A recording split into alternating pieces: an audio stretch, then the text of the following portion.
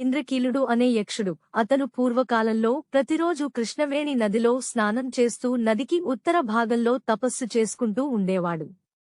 అతని తపస్సుకు మెచ్చి పార్వతీపరమేశ్వరులు ప్రత్యక్షమై వరం కోరుకోమన్నారు. పార్వతీపరమేశ్వరులకు తాను ఆసనం అయ్యే భాగ్యం ప్రసాదించవలసిందిగా ఇంద్రకీలుడు వరం కోరాడు. అతని కోరిక తీర్చడానికి మహిషాసుర సంహారానంతరం కనకదుర్గామాత ఇంద్రకీల పర్వతం మీద ఆవిర్భవించింది. ఇక్కడ దుర్గా 8 బాహువుల్లో 8 ఆయుధాలు కలిగి సింహాన్ని అధిష్ఠించి మహిషాసురోత్తమాంగాన్ని శూలంతో పొడుస్తూ కనిపిస్తుంది. ఆరి, శంఖ, కేత, శూల, పాస, అంకాస, మౌర్వి, సౌనకాలనేవి దుర్గాదేవి బాహువుల్లోనూ ధరించే 8 ఆయుధాలు.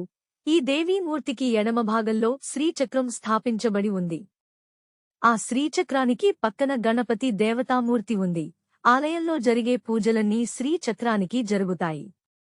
ఆ దేవీమూర్తికి గల మకరతోరణంపై నవదుర్గల విగ్రహాలు చెక్కబడి ఉన్నాయి. శ్రీశైల, బ్రహ్మచారిణి, చండ, మష్మాండ, స్కందమాత, కాత్యాయని, కాళరాత్రి, మణిగౌరి, సిద్ధి అనేవి నవదుర్గల పేర్లు. మహిషాసుర సంహారం. పూర్వకాలంలో ధనువు పుత్రులైన రంభకరంబులనేవారు సంతానం కోసం ఈశ్వరుని గూర్చి ఘోరతపస్సు చేశారు. కరంబుడు నీటిలోనూ, రంభుడు చెట్టుపైన కూర్చుని తపస్సు చేస్తుండగా ఇంద్రుడు మొసలి రూపంలో వచ్చి కరంబుని సంహరించాడు. సోదరుని మృతికి విచారగ్రస్తుడైన రంభుడు తన తల నరుక్కుని పరమేశ్వరుడికి అర్పించడానికి సమకట్టాడు. అప్పుడు శంకరుడు అతనికి ప్రత్యక్షమై వరం కోరుకోమన్నాడు. పుత్రసంతతి లేని నాకు నువ్వే 3 జన్మలు పుత్రునిగా జన్మించాలి. ఈ బిడ్డ ముల్లోకాలని జయించేవాడు, వేదవేదాంగవిధుడు, కామరూపుడు, దీర్ఘాయుష్మంతుడు కావాలి అని రంభుడు పరమేశ్వరుణ్ణి వరం కోరాడు. ఈశ్వరుడు అతనికి ఆ వరం ప్రసాదించాడు. రాక్షస స్వభావుడైన రంభుడు ఇంటికి తిరిగిపోతూ దారిలో ఒక మహిషిని చూసి దానితో బలాత్కారంగా మైథునం సాగించాడు.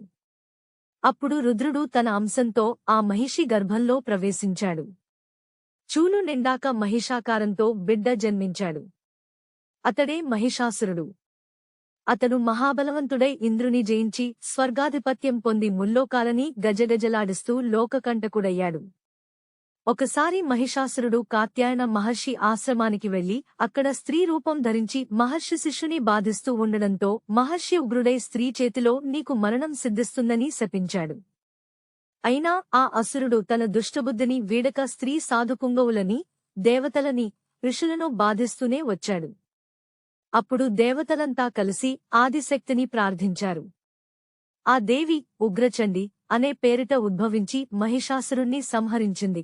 మరో జన్మలో మళ్లీ ఈ మహిషుడు రంభుడి పుత్రునిగా పుట్టి తన దానవ నైజంతో దేవతలని పీడిస్తూ ఉంటే ఆ దేవతల ప్రార్థనపై ఆదిశక్తి భద్రకాళి రూపంలో అవతరించి మహిషుని ముట్టుపెట్టింది. 3వ జన్మలో ఈ మహిషుడు ఘోరతపస్సు చేసి బ్రహ్మవసువరాలు పొంది ఇష్టానువర్తిగా వ్యవహరిస్తూ లోకపీడితుడయ్యాడు. ఆ మహిషునికి ఒకరోజు మహాకాళి తనని ఒరిసిపట్టి తల నరికి రక్తపానం చేస్తున్నట్లు భయంకరమైన కల వచ్చింది. అందుకు కంపితుడై మహిషుడు భద్రకాళిని గూర్చి ఘోరతపస్సు చేశాడు. అప్పుడు దేవి ప్రత్యక్షమైంది.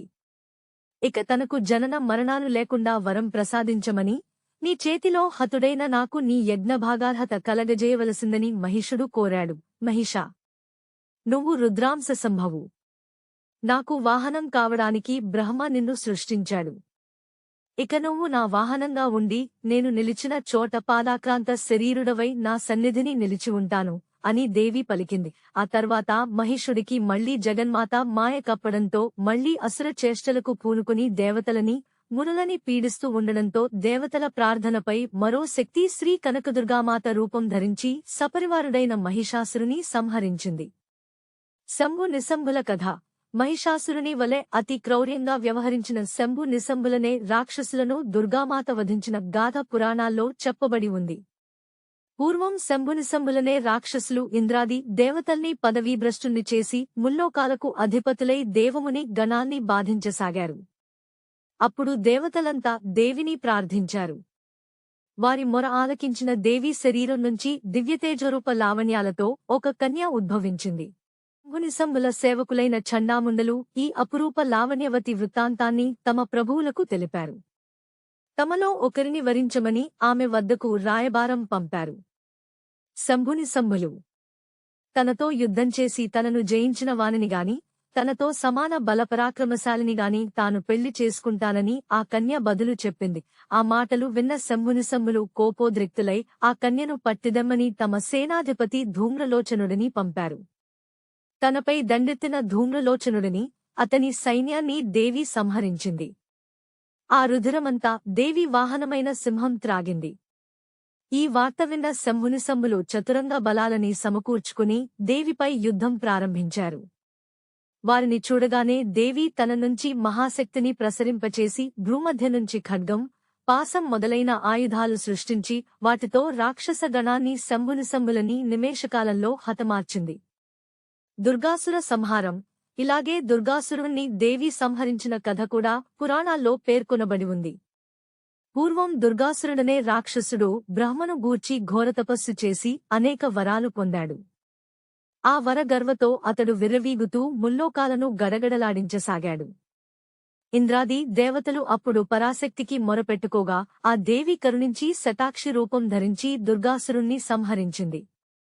ఆ దేవి హేమవర్ణ తేజస్సుతో వెలుగొందడం వల్ల హేమదుర్గే అని ఆమెను దేవతలు స్తుతించారు. దుర్గాదేవి దుర్గాసురుని సంహరించడం కోసం వరుణుని చేత శంఖం, అగ్నిచేత బల్లెం, వాయువుచేత బాణాలు అంబులపోది, ఇంద్రునిచేత వజ్రాయుధం, బ్రహ్మచేత అక్షమాల, సూర్యునిచేత కిరణాలు, శివుని చేత సింహ వాహనం పొందింది.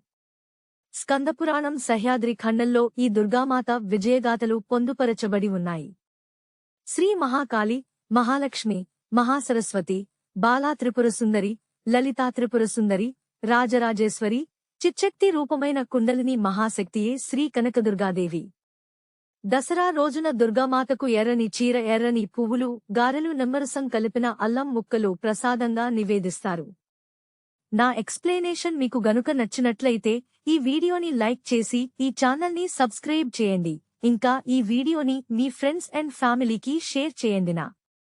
ఈ వీడియోని చివరి వరకు చూసినందుకు ధన్యవాదములు. సర్వేజన సుఖినో భవంతు, సర్వేజన సుజినో భవంతు. ఓం శాంతి శాంతి శాంతిః.